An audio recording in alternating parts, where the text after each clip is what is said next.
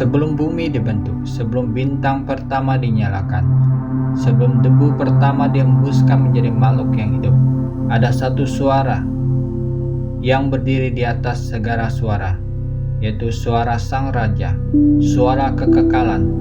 Dan pada hari itu, di atas sebuah gunung yang sunyi, kekekalan itu turun menyentuh bumi, tidak dalam bentuk petir, tidak dalam bentuk angin badai, tetapi dalam pribadi Sang Anak Tunggal, yang kerajaannya tidak dapat digoncangkan. Ada sesuatu yang Tuhan rindu perlihatkan, bukan kepada banyak orang, tetapi kepada 3 hati yang dipilihnya sendiri, Petrus yang berapi, Yakobus yang tegas, dan Yohanes yang lembut tapi tajam. Mereka tidak tahu bahwa pada hari itu bukan sekedar hari biasa. Hari itu adalah hari ketika tirai surga akan disingkapkan. Mereka mendaki, mungkin terlena, mungkin lelah, tapi Sang Raja melangkah, dan mereka mengikuti jejak kaki yang membawa mereka, bukan ke puncak gunung, tetapi ke puncak kekudusan.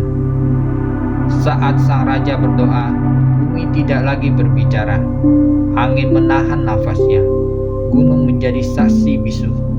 Lalu kemuliaannya mulai disingkapkan, wajahnya berupa lupa, bersinar, menerobos, membela gelap yang paling dalam. Pakainya bukan lagi jubah dari tanah, tetapi dari jubah kemuliaan, memantulkan kekudusan seperti lautan api yang putih.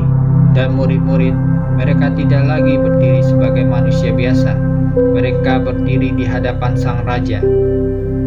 Tiba-tiba 2 nabi muncul sebagai bayangan masa lalu yang membuka mata. Musa pembawa hukum, Elia sebagai suara para nabi. Hukum nubuatan berdiri di kanan kiri Sang Raja, seakan dunia rohani berteriak. Mereka berbicara tentang jalan salib, tentang rencana besar yang tidak bisa dihentikan maut, tentang kemenangan yang akan ditulis dengan darah anak domba. Tetapi Tuhan belum selesai. Kemuliaan berikutnya turun seperti awan putih menyala, menutupi gunung, mengurapi udara, membuat bumi sendiri tunduk. Dan ketika murid-murid masuk ke dalamnya, ketakutan kudus memenuhi mereka, ketakutan yang membuat tulang mereka gemetar, ketakutan yang hanya muncul ketika manusia sadar, aku berdiri di hadapan Raja Kekekalan. Lalu suara itu datang, bukan gemah, bukan angin, tetapi suara yang menciptakan ruang. Inilah anakku yang kukasihi, kepadanya lah aku berkenan, dengarkan dia. Ketika suara itu jatuh ke bumi, mereka tersungkur, tubuh mereka tidak lagi sanggup menahan kemuliaannya. Lutut mereka patah oleh kekudusan, wajah mereka menempel ke tanah. Karena siapa yang bisa berdiri di hadapan Raja segala raja? Dan ketika mereka akhirnya mengangkat kepala, hanya satu pribadi yang berdiri. Tidak ada Musa, tidak ada Elia, tidak ada awan.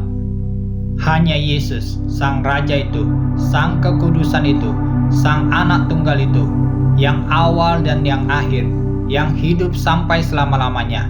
Dan hari ini saudara, Sang Raja yang sama memanggilmu. Ia tidak berubah, ia masih bersinar, kemuliaannya masih memancar. Dan suara yang sama berkata, dengarkan dia ketika dia menegur, dengarkan dia ketika dia menuntun, dan dengarkan dia ketika dia memanggilmu dari lembah kekelaman. Karena satu hari nanti, ketika dunia runtuh, ketika kerajaan-kerajaan manusia jatuh, ketika langit dan bumi digulung, hanya satu kemuliaan yang akan tetap berdiri, yaitu kemuliaan Sang Anak Tunggal. Dan kebenaran firman Tuhan dalam Matius 17 ayat 5. Inilah anak yang kukasihi, kepadanya lah aku berkenan, dengarkan dia.